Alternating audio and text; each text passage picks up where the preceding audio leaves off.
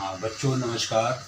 आज हम 10वीं कक्षा के प्रथम चैप्टर प्रथम पाठ कबीर के प्रश्न उत्तरों की तरफ ध्यान दिलाएंगे।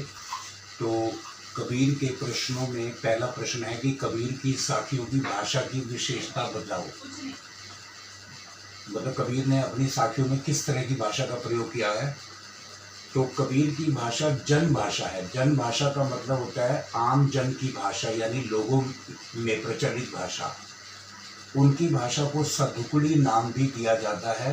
सदुकड़ी नाम इसलिए दिया जाता है क्योंकि कबीर साधु संतों की तरह व्यवहार करते थे। उनकी भाषा को पंचमेल खिचड़ी भी कहा जाता है। पंचमेल खिचड़ी इसलिए कहा जाता है क्योंकि इसमें ब्रज, अवधी, पूर्वी हिंदी, पंजाबी, उर्दू आदि शब्दों का मिला जुला रूप दिखाई देता है। तो इसलिए कबीर की भाषा को पंचमेल खिचड़ी कहा जाता है। कुछ वैकल्पिक प्रश्न हैं कबीर की साखियों पर आधारित।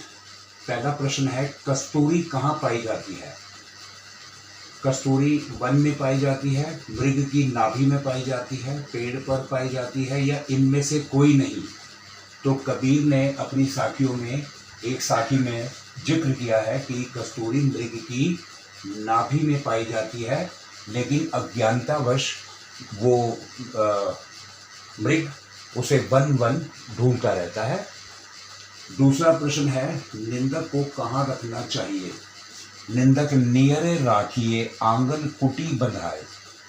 इस लाइन में स्पष्ट हो गया कि कबीर ने निंदक को कहाँ रखने की बात की है। आंगन में कुटिया बनाकर, घर के अंदर, हृदय में, या उपर्युक्त सभी में।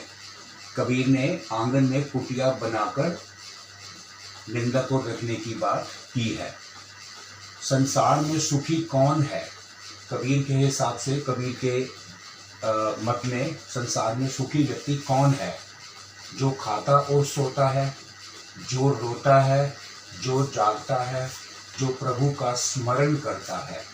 तो कबीर ने कहा है अपने एक दोहे में कि सुखिया सब संसार है, खावे और सोवे, खावे और सोवे।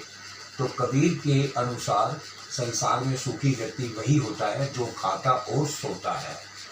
जो रोता है, जो जागता है, जो प्रभु का स्मरण करता है, वो सुखी नहीं होता है। जो खाता और सोता है वो सुखी व्यक्ति माना जाता है। अगला प्रश्न है, लिया मुराड़ा हाथी। यहाँ मुराड़ा का क्या है। जलता हुआ घर, जलती हुई घास, जलता हुआ पेड़, या जलती हुई लकड़ी।